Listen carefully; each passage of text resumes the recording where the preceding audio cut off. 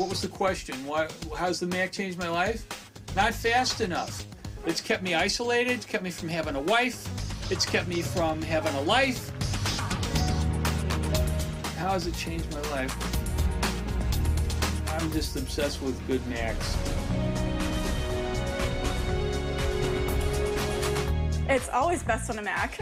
Everything is best on a Mac. Are you kidding? Wow. First of all, I've never knowingly slept with a Windows user. Ever. Ever. That would never, ever happen. Not knowingly. Sex with a Windows user is like, oh no, baby, it's gonna be so good. It's gonna be so good this time. No, really, I won't crash, I promise. You're just sitting there in the bed going, sure.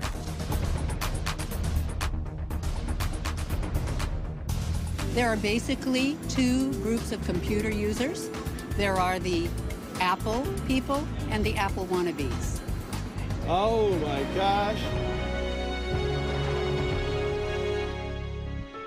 I've seen a lot of arguments. I've been in a lot of arguments of like Mac versus PC.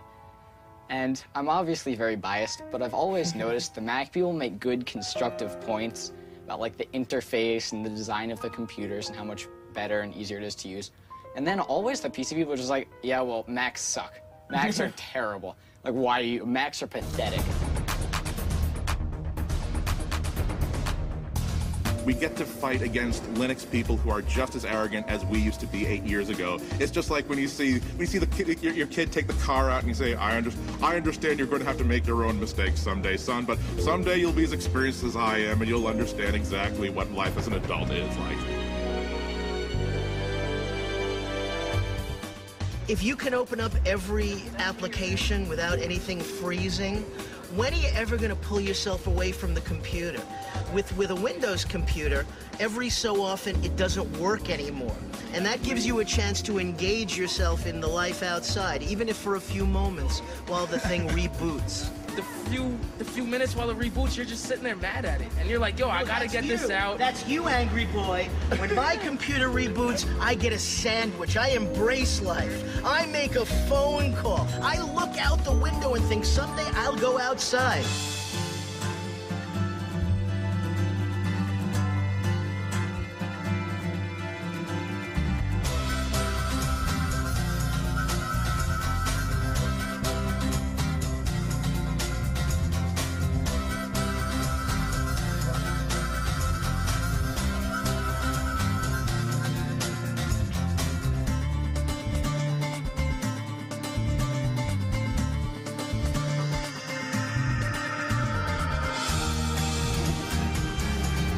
Florida.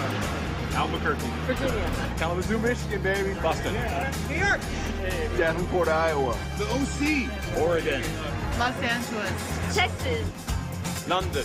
Japan. Denmark. New Zealand. Canada. Sweden. Melbourne, Australia. Melbourne, Australia. Macworld 2007. Give me a yes! Yeah! Woo! Yeah! Here we go.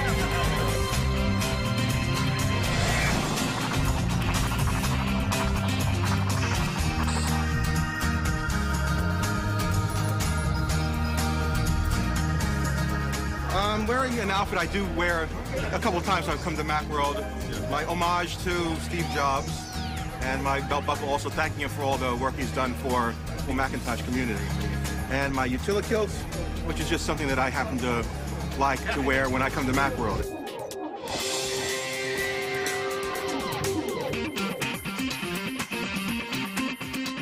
Well, every year we come earlier and earlier trying to get somewhere, you know, a little bit better seating. It's great. It's like Broadway. What time did you get here? 4 o'clock. Because she made me.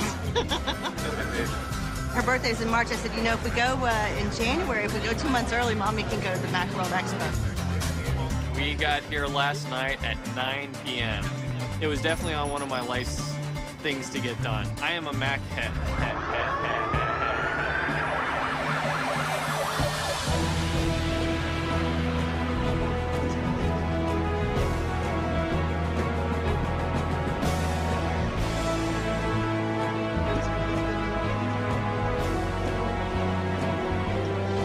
Good morning, ladies and gentlemen. Welcome to Macworld 2007 keynote address.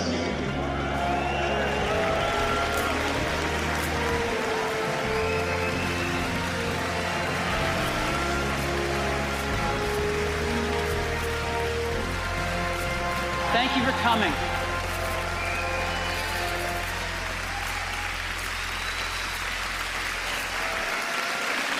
So thank you.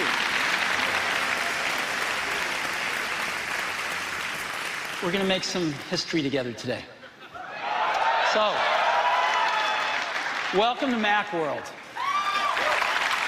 We are picking up lots and lots of new members of the Mac family, and we couldn't be happier. As a matter of fact, here's one that might be coming on soon. Jim Allchin at Microsoft was quoted recently as saying if he didn't work for Microsoft, he would buy a Mac, and he's retiring soon, so I've alerted our Seattle stores to keep an eye out for him and give him really good service.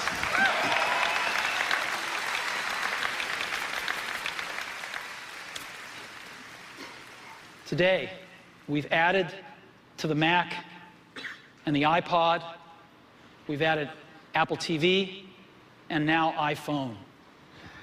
And you know, the Mac is the only one that you really think of as a computer, right? And so we've thought about this, and we thought, you know, maybe our name should reflect this a little bit more than it does. So we're announcing today, we're dropping the computer from our name, and from this day forward, we're going to be known as Apple Incorporated, to reflect the product mix that we have today.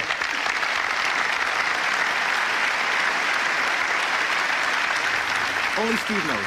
Steve knows what we want, and we agree with him. He knows what people really need before they know they need it. It's always been like a dream to come here to a keynote, see Steve live. It's just him.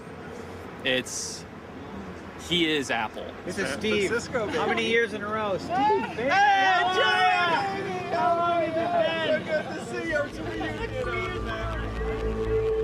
If you go online and look up the definition of a cult, Mac users are a cult. You know, complete fealty to one leader. But it's a fun cult. It's not one of those bad cults. I get so much hate mail when I say that, but in a way it's kind of true. Cults necessarily aren't bad. They just means that it's a small, fanatical group of people. And Mac users are small and fanatical.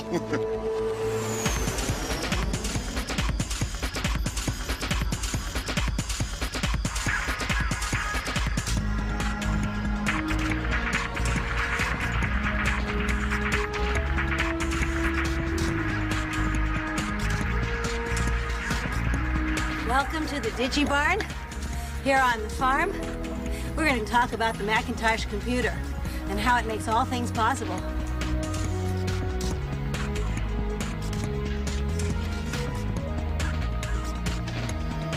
Here is where I make my music. This is where I write my opera. What is this?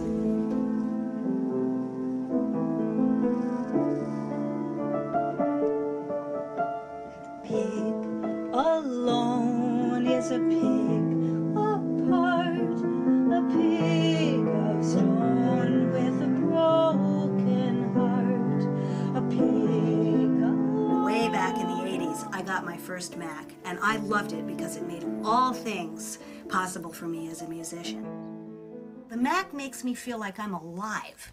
I see those billboards and I say, right, you're going to make that possible. You understand that, you people, and I want to support you by buying that computer.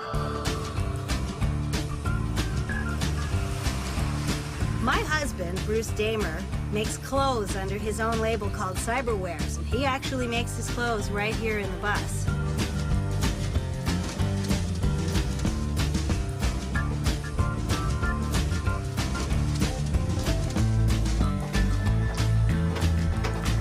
Computing is becoming part of yourself. It's becoming part of your clothing. So I chose to take up this challenge of making garments.